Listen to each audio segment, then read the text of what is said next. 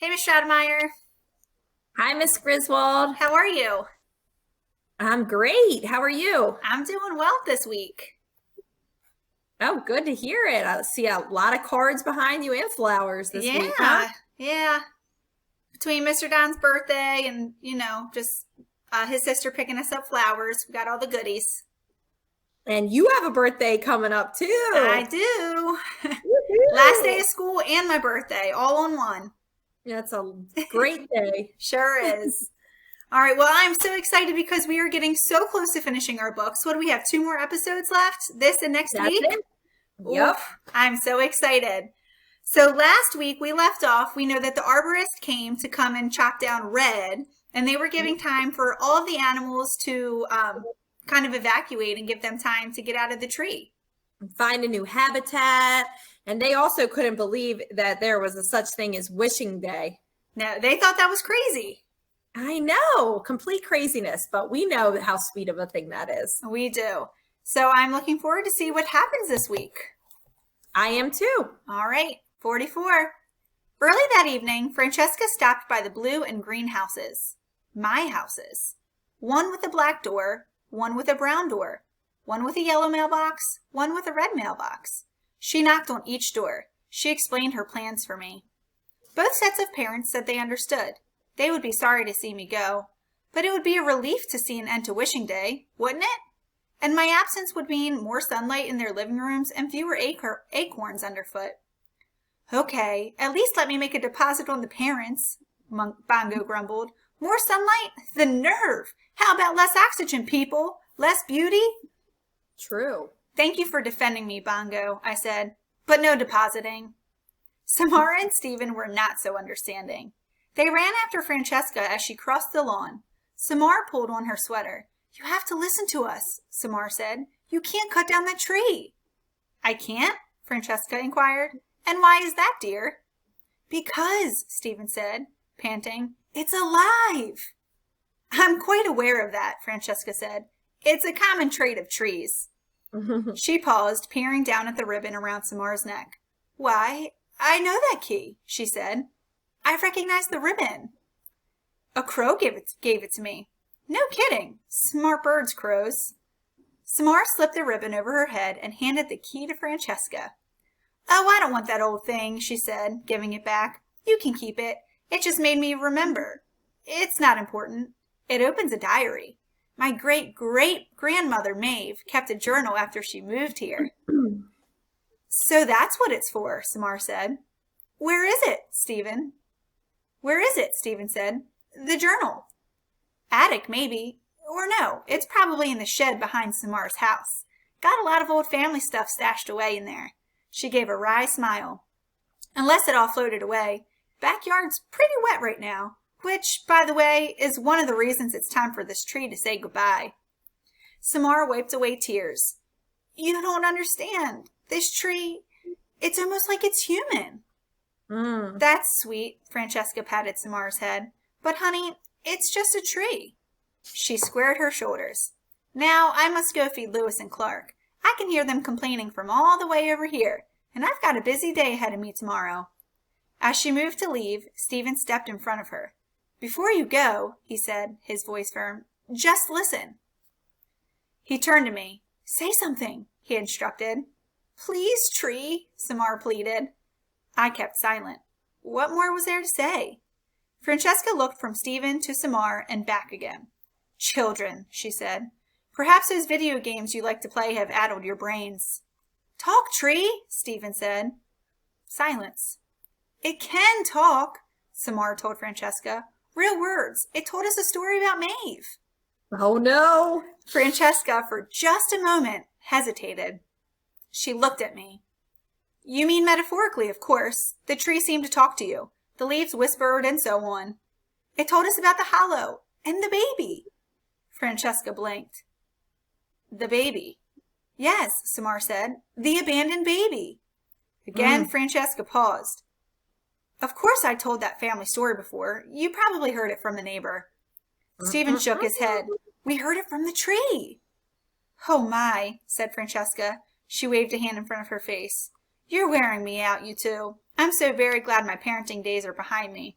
Listen here, you get a good night's sleep, understand? Or maybe some counseling. As quickly as she could, Francesca made her way across the lawn, her shoes caked with mud. Francesca? Stephen called. It's just a tree, dears. Repeat after me. It's just a tree. I was wondering if we could look for that diary. She glanced over her shoulder. Maeve's journal? Be my guest. If it's not underwater by now. She held up her palms. Just no more tree craziness, you hear? When Francesca was back in her house, Stephen and Samara looked at me accusingly.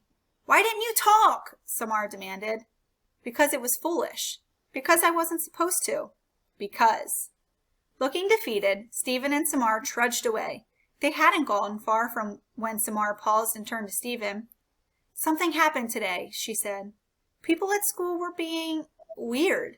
Talking about me, whispering, passing notes even. She narrowed her eyes. You didn't tell anyone, did you? About what happened last night? Of course not. Then I wonder what was going on. You're probably imagining things. I don't think so. I mean, I'm used to people talking about me, being mean, but this was different. Things aren't always what they seem, Stephen smiled sympathetically. Come on, let's go check out that shed. I watched the two of them head towards Samara's backyard. They were talking, laughing, becoming friends perhaps. Maybe I hadn't been so foolish after all. Yes, I love that Red was so hard on himself, but really this plan is working because talking, laughing, going together to check out the shed, that is really becoming friends. Yes, I'm so excited to see them getting along and becoming more friendly. All right, let's see what happens. 45. Trees don't sleep, not like people do, or animals, but we do rest. Unfortunately, that night rest eluded me. I was filled with questions about the coming day, of course. But most of all, I didn't want to miss a moment of what little life I had left. I wanted to drink in the stars. I wanted to feel the fuzzy wings of the owlets. I wanted to stretch my roots just a tiny bit farther before the night was through. I wanted to indulge in some quiet contemplation about life and love and what it all meant. I wanted to philosophize. I've been thinking, I said to Bongo. There's no point in my worrying about tomorrow. It will come soon enough. Red? Bongo said. Too much, wise old tree? Bongo paused. She looked at me for a long time. Never, she said. Never, ever too much, wise old tree. Bongo settled in on the home plate. The world was quiet and calm. Want to hear a joke? I asked. Is it funny? Probably not, I admitted. Then probably no. What's a tree's least favorite month? I don't know. What month? I don't know. September. I paused. Because you see, Red, Bongo interrupted. As always, no need to explain. We didn't speak much after that. Turned out I didn't need to talk about life and love and what it all meant. It was enough to watch the sky freckled with stars, to smell the sweet, wet earth, to listen to the beating hearts of the little ones I could keep safe, at least for one more night. Yes, it's so interesting, Miss Griswold. They didn't really talk about where the animals were going to go yet. I know, so I'm curious where they're going to find their new home once they cut Red down. I know. All right, chapter 46. Saturday morning dawned clean and cool. Even before the sun made itself known, the animals and owls departed the safety of my limbs. Each family had found a new home, all in nearby trees on the same block. The skunks were going to remain under their porch. It made me happy to know that everyone would be staying in the neighborhood. One by one, they nuzzled me, whispering their goodbyes. The babies sniffled, especially Harold and Rose Petal and Flashlight. The parents tried to put on their brave faces, but their trembling voices gave them away. It was awful, but I was glad to get it over with. I've always hated goodbyes. Bongo, for her part, insisted on staying with me to the bitter end. I knew better than to argue with her. By 6 a.m, Stephen and Samar were sitting together on Samar's porch. By 7, Sandy and Max had arrived. They parked across the street and sat in their cruiser, sipping coffee and eating donuts. By 8, 3 local reporters had arrived, armed with microphones and fancy equipment. They took video of the word leave. They talked about its meaning, about it had changed the feel of the neighborhood. They also talked about me, the doomed Wishtree. I didn't like the word doomed, but I had to admit it was accurate reporting. Francesca came at 8:30 carrying a cup of tea and dragging a small wooden ladder, the one she put out every year for the wishmakers. She went back home and promptly returned with Lewis and Clark on their kitty leashes. They were not cooperative. And then the wishes began. A toddler on her dad's shoulders reaching high. An old woman aided by 2 young girls. Neighbor after neighbor, many of whom I'd seen pass by over the years. Wish after wish after wish. Some on scraps of colorful fabric, many on paper tied with a ribbon or a string. A few socks, 2 t-shirts, and 1 pair of underwear. At first, people came in small groups or one by one, but then something changed. The trickle of people became a deluge. Many of them were kids from the elementary school, but there were parents and teachers too. A dozen kids, 50, 100, and more. Every person seemed to be carrying an index card. Each card had a hole punched in it with a piece of string looped through the hole. Stephen high-fived many of them, hugged his principal, waved to his teacher. Samar just sat on the steps with her parents, a quizzical expression on her face. One by one, the children tied their wishes to me. The principal and assistant principal and janitor and teachers all helped. My bowels had never been more laden. My heart had never been more hopeful. Because as each child, as each neighbor, as each stranger placed a wish upon me, they looked at Samar and her parents and said the same thing. Stay. Oh my gosh, I just got the biggest goosebumps. I love that. I know. We finally made it to the place. Oh my goodness. We've been waiting for this for so long.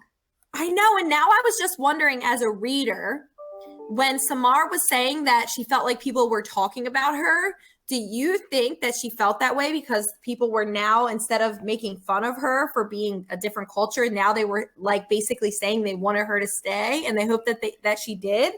I'm thinking so. I hope so too. And you know, Red is so hopeful too. And he said his heart has never been so hopeful. Obviously, the kids and their teachers and the whole school are getting together. So this is like a really powerful moment.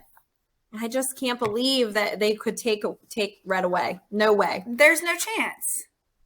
All right, chapter 47. Within an hour, I was covered with the word stay. Extra wishes lay on the ground beneath me, piled like blossoms. Wishes made their way onto the porches, the railings, the sidewalk. After 216 rings, I thought I'd seen it all. Turns out, you're never too old to be surprised. Soon it became clear that the stay wishes had been Stephen's idea with the help of the teacher. Stephen's whole class had secretly worked much of the previous school day making the index cards. Word spread quickly about the project. Before long, the whole school had joined in. So this was your idea? Samar asked Stephen. I had a lot of help, he said. It's a miracle we kept it a secret from you. Samar looked over at her parents. I don't know if this will change anything, she said. Stephen looked over at his parents. Me either. Thank you, though, Samar said, for trying. Stephen started to reply, but just then the timber terminator's truck pulled up. The end of my story was coming. Well, it had been a beautiful story. How lucky was I to have seen a day like today? But Stephen and Samar weren't giving up so easily. They ran straight to Francesca, who was busy untangling the kittens wound around her right leg. Please, Samar begged. You can see how much people love the Wishtree. Please don't cut it down. Child, Francesca said firmly, it's time. Stephen pulled something from his jacket pocket. It was a small leather-bound journal. So you found it, said Francesca. In the shed? Yep, said Stephen, handing the worn diary to her. It's a little damp, said Francesca. Samara pressed the key, its long ribbon dangling, into Francesca's palm. You should read it. Ooh. Maybe someday. How about now? Urged Stephen urged. Francesca sighed. You children need a hobby. You know that? Journal clicked open. The pages were yellow, the ink faded. Let me guess, it's about a tree that can talk? Actually, it's about this neighborhood, Stephen said. It's about us. Please, Samar said. Dear, it won't change anything, Francesca said. Please, Stephen said. Oh, fine. Francesca rolled her eyes. Gotta wait for the tree guys to finish setting up? Sure, I'll glance it over. Maybe then you'll leave me in peace. Dragging Lewis and Clark behind her, Francesca went to Samar's porch, sat on the top step, and began to read. Whew, I wonder what she's going to read in that journal. And I bet everybody at Logan Elementary right now is saying, Miss Griswold, Miss Stratemeyer, you can't leave us hanging like that. We've got to know what happens next. Oh, I cannot wait until next week. Me either. I almost cried there on a second when they were telling her to stay. Me too. So for this week, boys and girls, we want you to obviously think about that plot roller coaster we've been on and how Samar and Stephen faced that giant kind of problem together, and really just Samar's family joining that neighborhood and how we've kind of made it through this climax and we're kind of coming down that falling action now. We would like you to think about that end part, that resolution piece, and make a prediction using all of that stuff that we've experienced on that roller coaster. What do you think will happen in the end? And there's quite a few answers you could come up with to that question, because right now there's a lot of things we're wondering. Just like Miss Griswold said, what's happening when she reads the journal, what's really going to happen to Red, what will happen to Samara and her family. So there's a lot of things that you could answer and tell us about that resolution. I was also thinking that maybe you would be able to make a text to world connection, and you might be able to make a little personal connection right now about kind of what's going on in our world. So I want you to think about all the things that you probably been seeing online and on TV and kind of all the hate that's being spread. And maybe you could even make a little connection to what's happening in your world and our community. So that's kind of a two-parter. What do you think will happen in the end? How will those problems be resolved? And then maybe make a little connection to what's happening in your world. That sounds great. Awesome. Well, we can't wait to see it. There's only 1 week left, and next week we have something really exciting for you. So make sure you keep tuning in, and we will see you guys next week. I'm looking forward to it. I'm so excited. All right. Bye, Miss Griswold. Bye, Miss Stratemeyer.